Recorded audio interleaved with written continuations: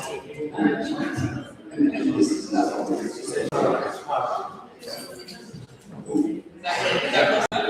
go. Yeah, so this is like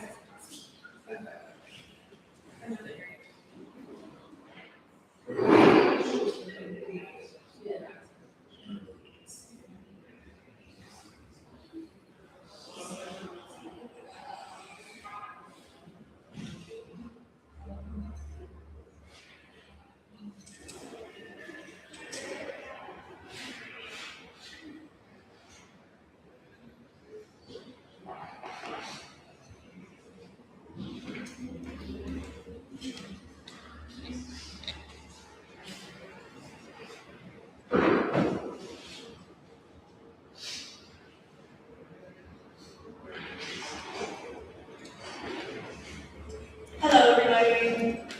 Hi, my name is Ariella. We're going to start the evening now. I just want to take a moment to welcome you to the Brooklyn Peace Center. The Brooklyn Peace Center is a community and cultural center here rooted here in Bed-Stuy, committed to offering free and accessible programming that brings neighbors together through arts, dialogue, healing, and peace building. Today's gathering is supported in part by NYC's Mayor's Office for the Prevention of Hate Crimes, whose work aligns with our commitment to building belonging across difference and interrupting harm before it takes root. We are also grateful for our partnership with Neighbors in Action, and especially for the participation and leadership of residents from NYCHA Sumner Houses,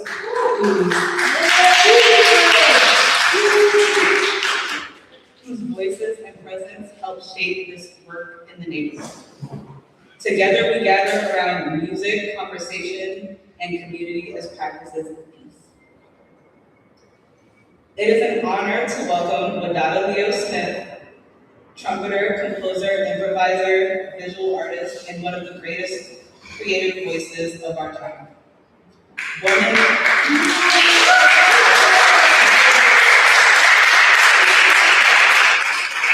in Leland, Mississippi, he has developed a body of work rooted in creative music, spiritual harmony, social consciousness, and deep listening.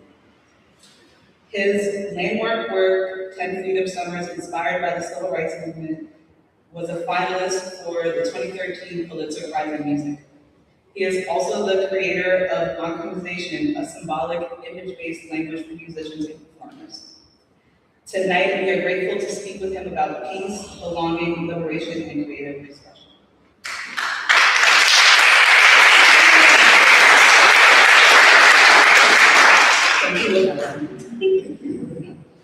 Okay, so I'm just going to jump into these questions. Yes, good.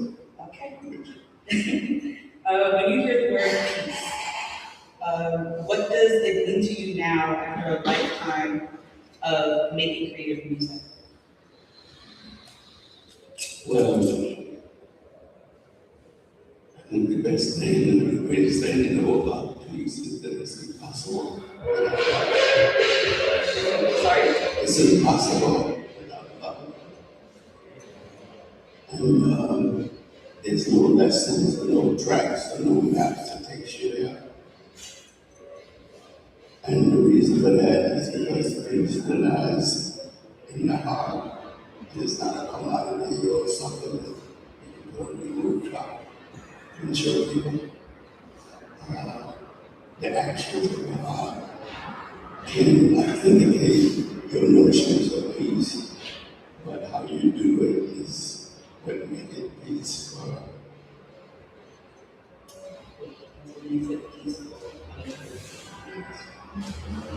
Thank you for that.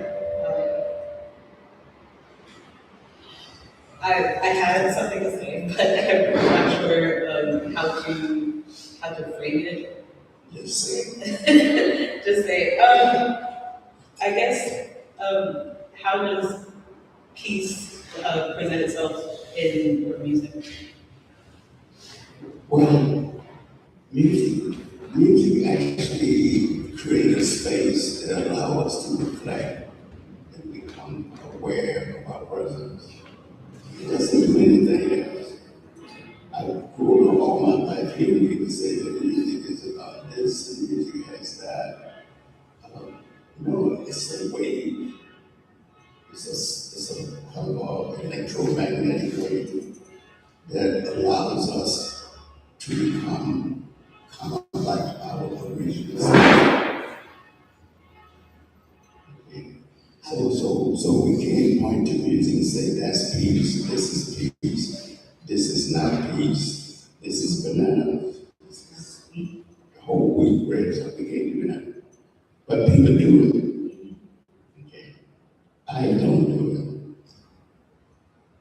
Music means music means something different to everybody in that moment. Yeah, that's the problem. It exists like anything else. And we all have our impressions of it. You know, um, uh, it's like sound. Uh, Everything in creation is built out of sound. Everything. Yeah.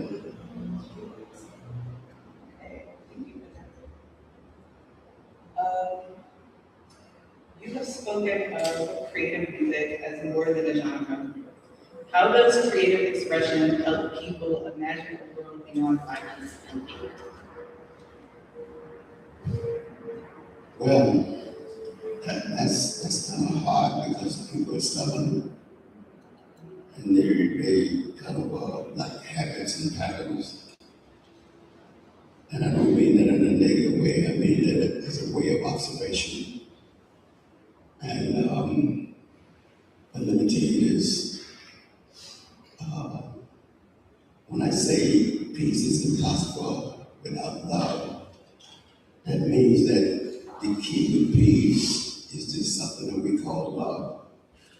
And we use the word love all over this planet and probably in outer space as well. Without knowledge of it, I happen to believe that love is a distant, kind of like at the very beginning of the first wave of this grand Avalar explosion. And that it's immaterial. And that to get there, you don't have to travel to the internet wave to get there. All you have to do is become present and find it in your heart, because that's where it's at. So that wave that's out there, that's beyond the edge where no science has ever touched, is right in the heart. It always exists, and Yeah, it's always yes, there. yes. You just have to search deep enough inside Yeah, yourself to discover it, yes. and sit with it. Thank you. Okay, next question. This event is supported in part by the Mayor's Office for the Prevention of Hate Crimes. What role can artists and communities play in interrupting hate before it becomes harm? Hate starts in the family with the birth of a child, and it grows, and it grows, and it grows, and it grows, and it grows until you have every event that we witness on the planet. How do you stop that? Only the family can stop that. And that's be done only by one family at a time. You can't organize hate out of a society. It's one of those poisons that is hard to replace. We talk all the time that love is greater than hate. Nobody knows if that's true or not. We could point to some examples of pure love or baby love. And if we look at those examples, if I gave you three, like for example, Christ, Buddha, Muhammad, all three of them never owned anything. You didn't know that, did you? They never had a house that they owned. They had no wealth. They traveled without food or money. Think about that. So that's why violence is so hard to actually transform. Because we have too much. My cupboard is full of food. My refrigerator is full of food. I have money. You can't do nothing with all that stuff. And I know people would say, well, that was back then. We can't live like that now. Well, in the heart we can, if we believe what's true about ourselves. Ourselves, that's the truest part, the beautiful part. It doesn't need nothing but to become present with it. I wouldn't want to say. Thank you. Love is the fruit. And the real word for love is agape. It's a Greek word. It's without this, it's kind of I and me and she and he and they and them. It's totally unconditional. It's manifested in the same way that the Creator manifests creation. It's all about that. I know that from Dr. Martin Luther King. That's the first time I read that book. Because he was talking about love.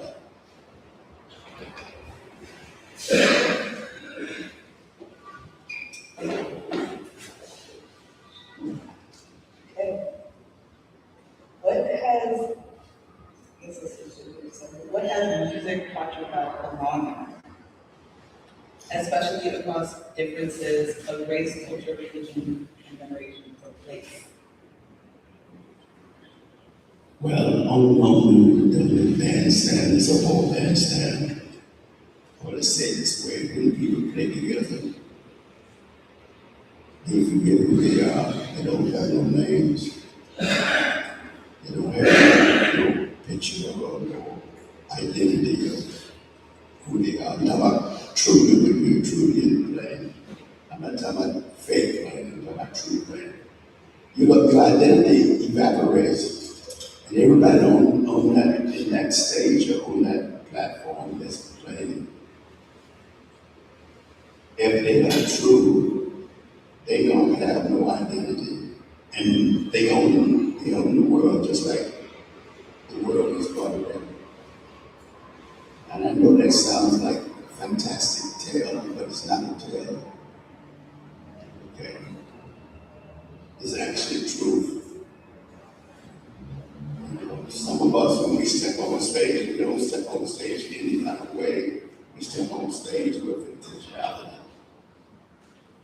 Not the intentionality of making music, but with the intentionality of actually bringing peace and harmony to that particular moment. And everybody that's there become one family. And I don't mean mothers and fathers and sisters and brothers. I mean this kind of word is called a human being, becoming one human being family. Without culture, without race, without gender, none of these things, because these things are what trap us. They're like a grand scheme of trappers. All of them. And I can tell you it's hard to believe what I'm saying because nobody ever believed me.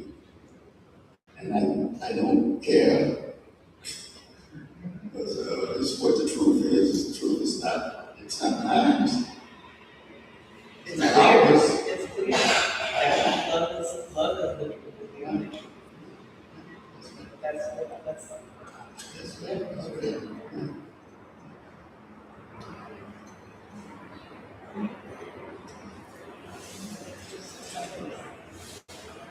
you came out of Mississippi, Chicago, the AACM, and a long lineage of Black creative and freedom traditions. How have those communities shaped your understanding of peace? Well, I'm going to see. My grandmother was, she was the matrilineal center of our family.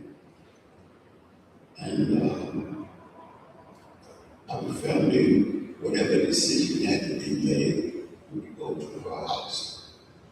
And they would kind of set in consultation and make a decision. But she would give you rule of the decision. Okay. So what does that mean? That means that all of this growing up has been cultivated through this kind of great care of Emma Brown. She told us about people, about events, but not like setting us down and just if we were walking somewhere or doing something. So when she passed away, I went back home to play on her gravesite. I have a piece called Song of Humanity that I played for each of my relatives when they passed away. And this was, when she passed away, there were these daughters of the Eastern Star. They all had on white clothing, they walked with them. And at the end of the burial ceremony, and she's entombed, they dance on the grave. And because it was summertime, the dust would fly from their feet as they were dancing. Okay.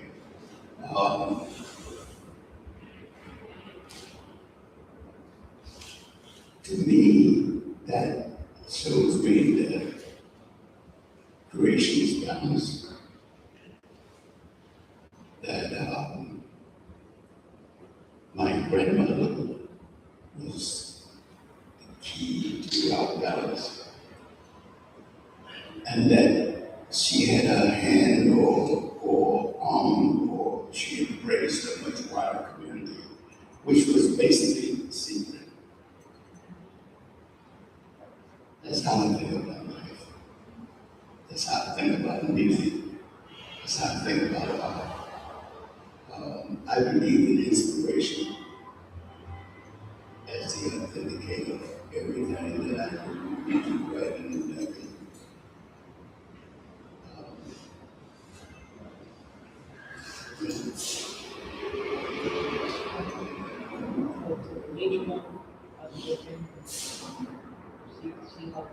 She created peace for your family.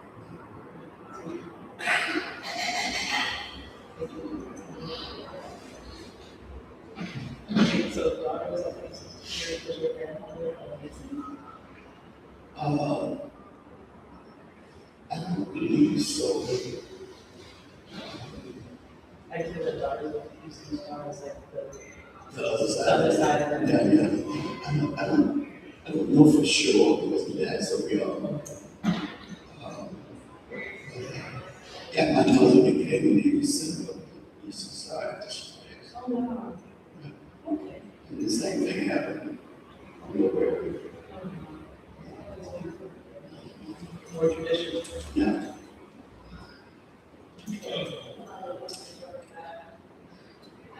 In your work, liberation is not abstract. It carries memory, beauty, and sound. How do you understand the relationship between liberation and peace?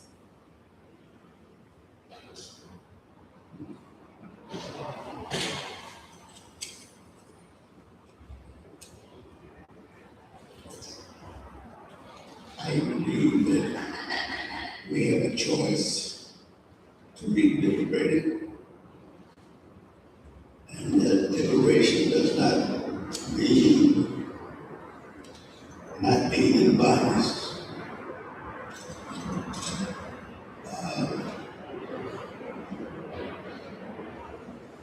Liberation is knowing who you are when you stand as a person in this nation.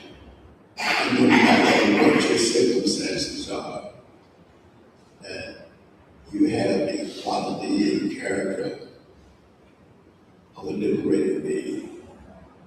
Whether you be an enslaved person, whether you be a person that has great wealth, both of those things are accountable entrapment and accountable bondage. What I'm saying is that in the midst of that, we have to obtain, not have to obtain the notion of liberty, freedom, liberty, and peace, of liberty and justice. And the court, a legislative document, a pronouncement, none of them, none of those things are capable of liberating you. Only you can liberate yourself. No one can help you do that. And I'm not talking about freedom, I'm talking about liberty.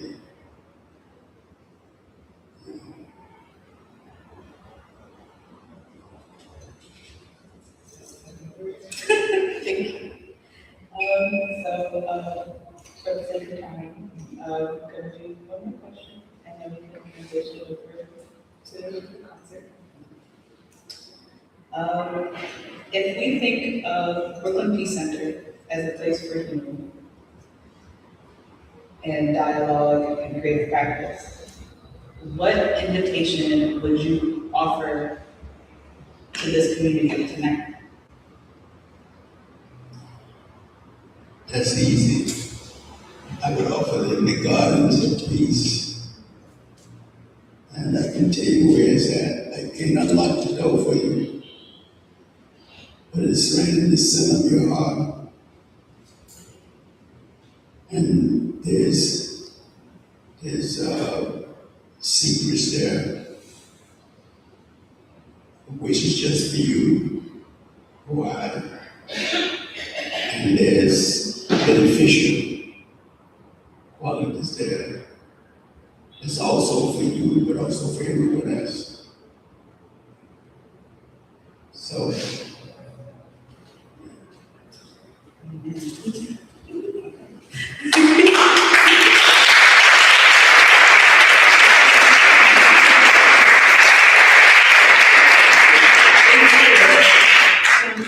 you to Wadada. Thank you for sharing your wisdom. Thank you for sharing this moment with me. Thank you for sharing this moment with everyone in this room. I just want to invite everyone to settle into this performance and listen deeply and receive this music as part of our practice of peace here. Thank you. Oh, yeah, sorry, we also have Sylvie Kawase joining Wadada tonight on piano.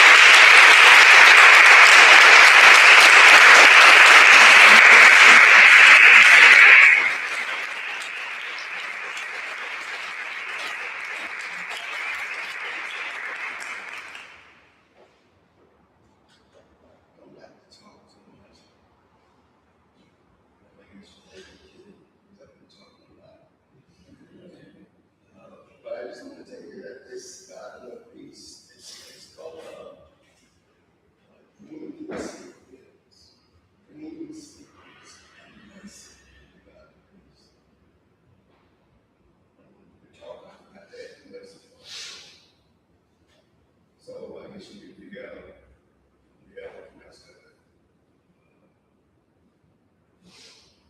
And simply, been thinking a lot over the past 5 years. Yeah, that's, but no, so there's no, you can go on the video, it just knows.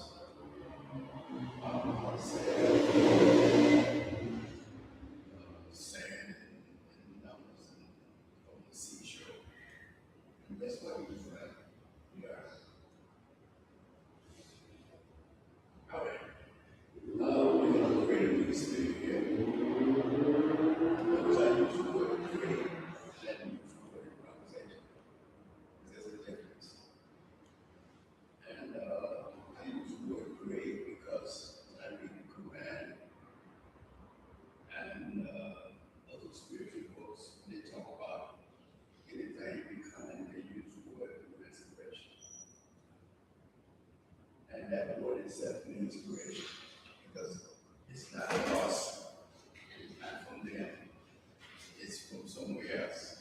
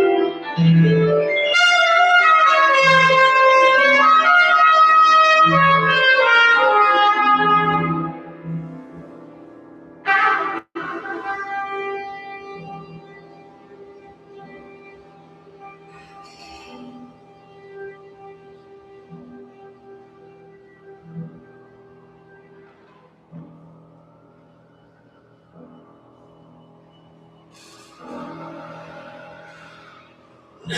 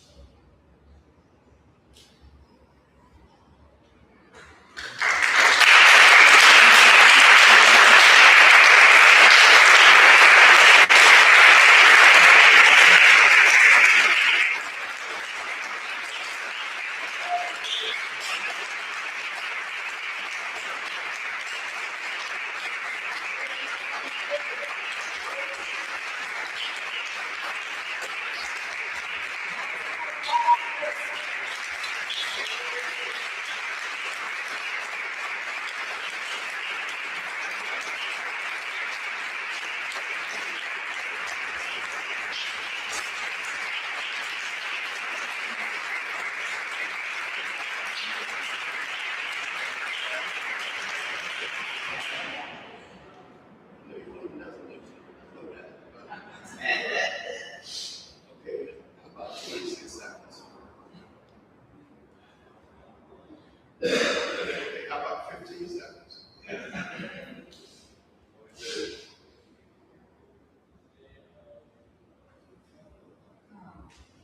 What do you say? No?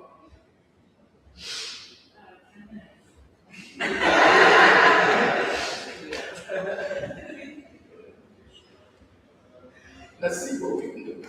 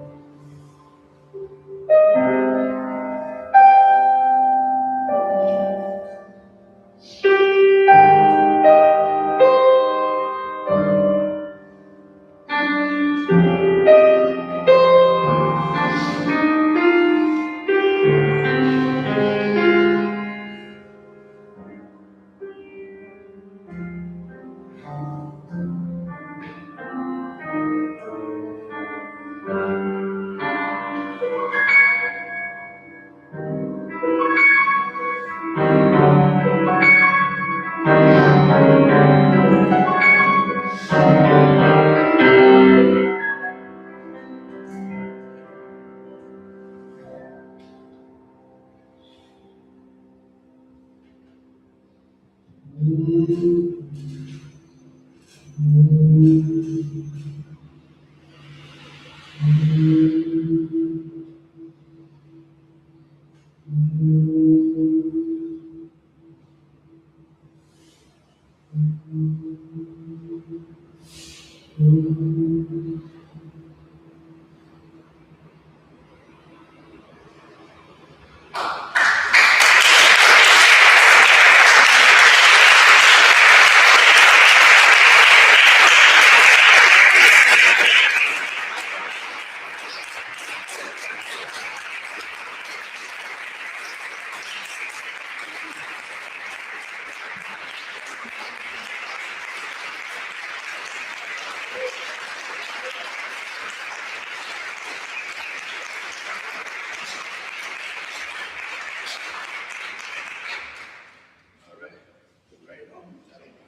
want to say thank you and see it. So once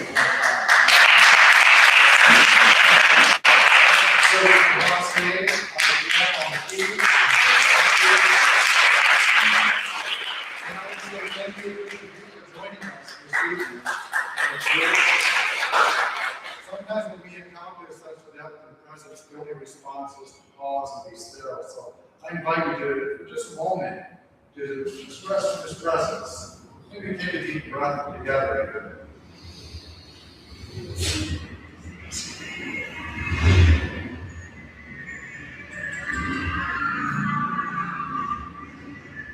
Today was the inaugural Brooklyn Peace Talks at Brooklyn Peace Center. We began with 1 hour and a half or so of peace talks around tables, talking about everything from global conflict, solidarity, and peace, to play, wonderment, and recreation, to inner peace, relational peace, and even cosmic peace. We had a wonderful meal together, thanks to Stonewall Arts Collective,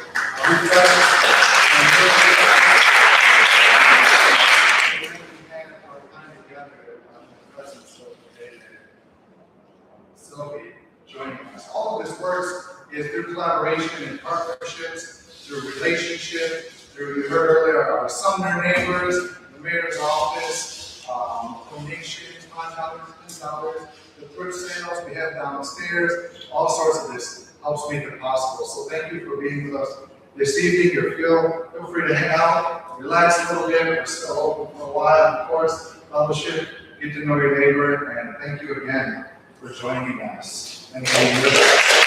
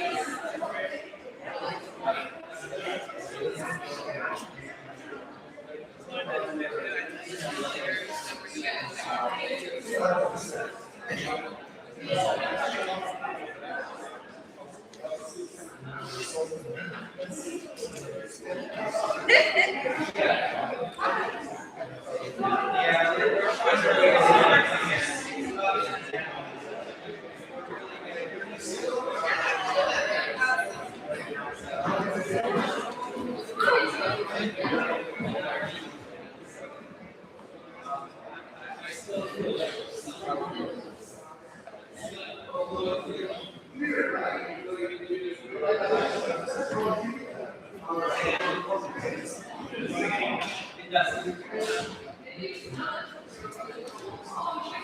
I know these guys. Look at that. Just they didn't even have.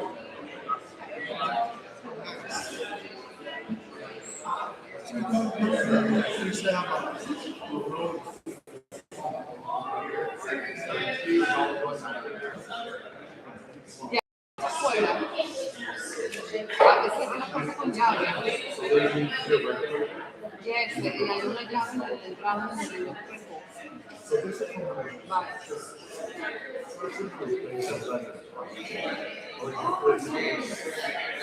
Like your logo. Yeah, something like that. We're university.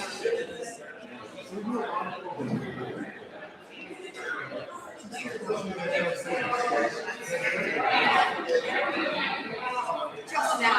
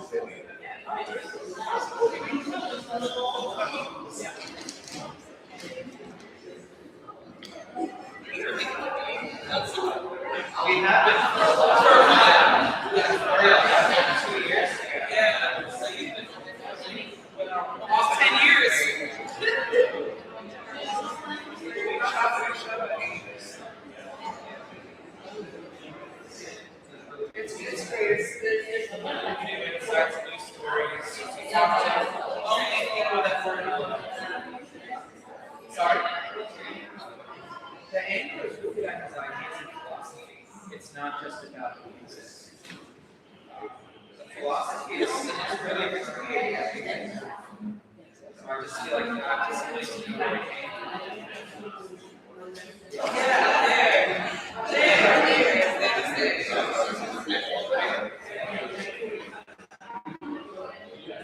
we've had moments of philosophy. Right now,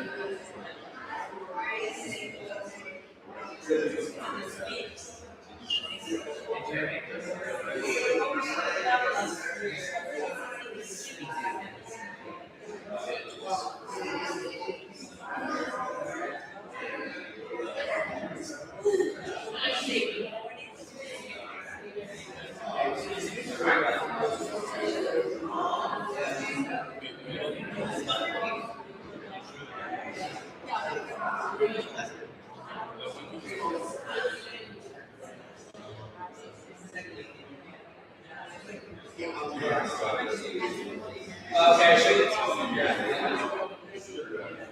Yeah.